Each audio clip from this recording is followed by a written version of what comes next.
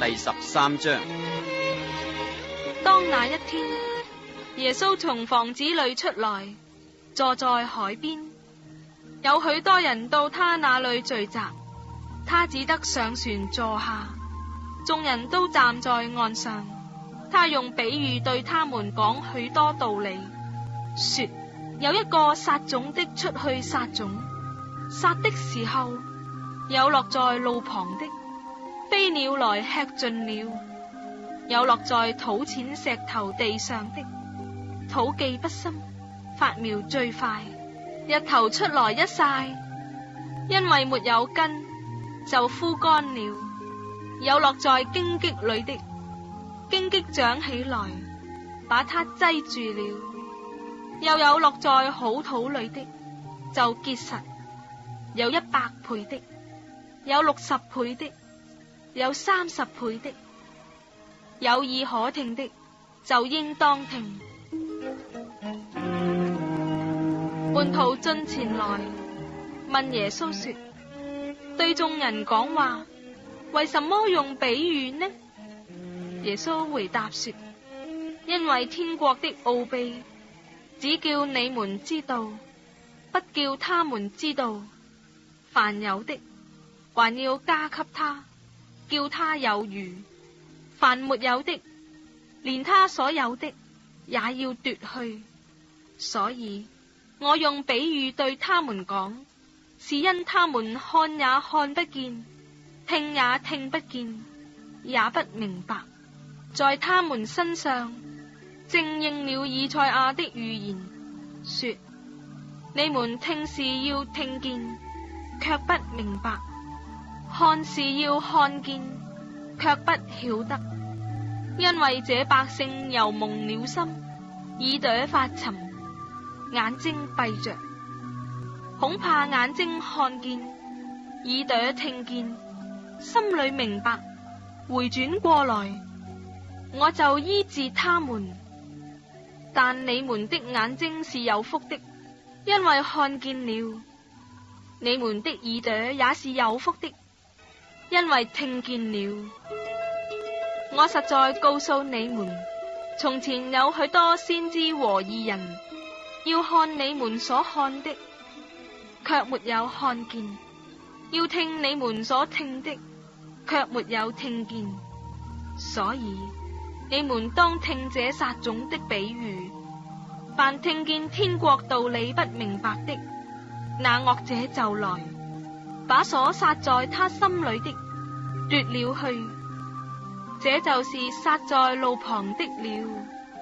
撒在石頭地上的，就是人聽了道，當下歡喜領受，只因心裏沒有根，不過是暫時的。及至為道遭了患難，或是受了逼迫，立刻就跌倒了。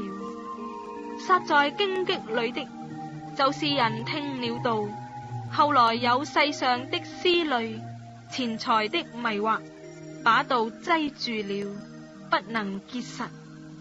撒在好地上的，就是人聽道明白了，後來結實，有100倍的，有60倍的，有30倍的。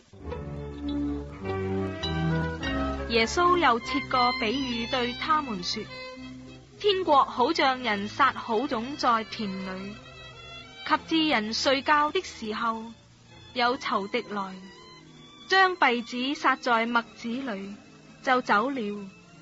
到長苗吐穗的時候，稗子也顯出來。田主的僕人來告訴他說：主啊，你不是撒好種在田裏麼？從哪裏來的稗子呢？主人說：這是仇敵作的。僕人說：你要我們去薅出來麼？主人說：不必，恐怕薅稗子，連麥子也拔出來，容這兩樣一齊長，等着收割。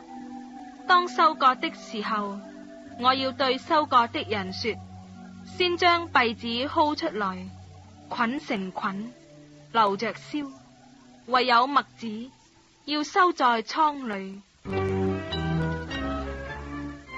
他又設個比喻對他們說：天國好像一粒芥菜種，有人拿去種在田裏，這原是百種裏最小的，等到長起來，卻比各樣的菜都大，且成了樹，天上的飛鳥來宿在它的枝上。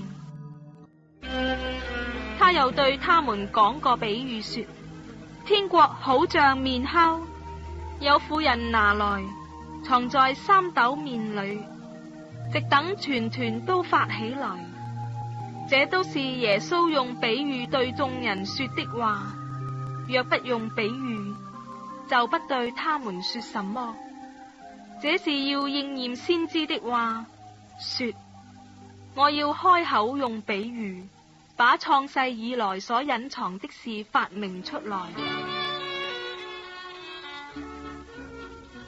當下耶穌離開眾人，進了房子，他的門徒進前來說：請把田間稗子的比喻講給我們聽。他回答說：那撒好種的，就是人子；田地就是世界。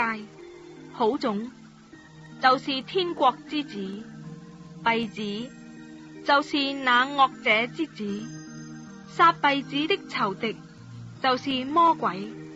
收割的時候就是世界的末了，收割的人就是天使，將稗子薅出來，用火焚燒。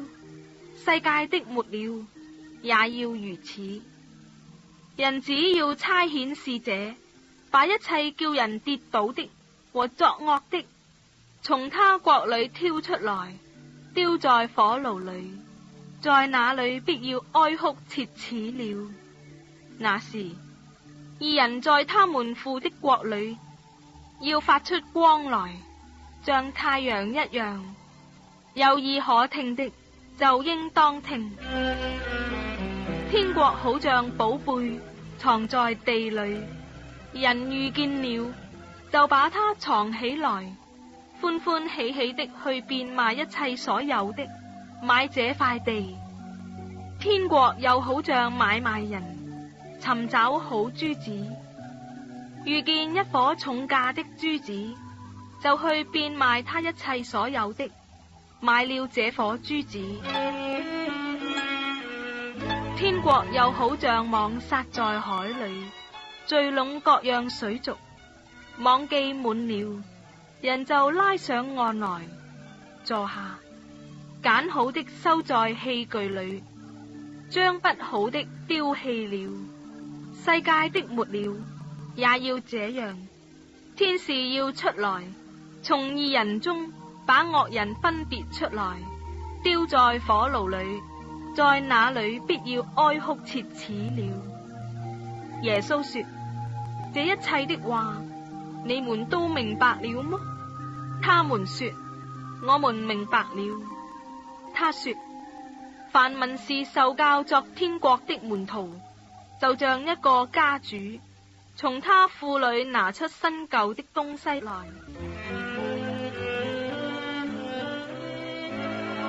耶穌說完了這些比喻，就離開那裏，來到自己的家鄉，在會堂裏教訓人，甚至他們都稀奇說：這人從哪裏有這等智慧和異能呢？這不是木匠的兒子嗎？他母親不是叫瑪利亞嗎？他弟兄們不是叫雅各、約西、西門、猶大嗎？他妹妹們不是都在我們這裏嗎？這人從哪裏有這一切的事呢？他們就厭棄他。耶穌對他們說：大凡先知，除了本地本家之外，沒有不被人尊敬的。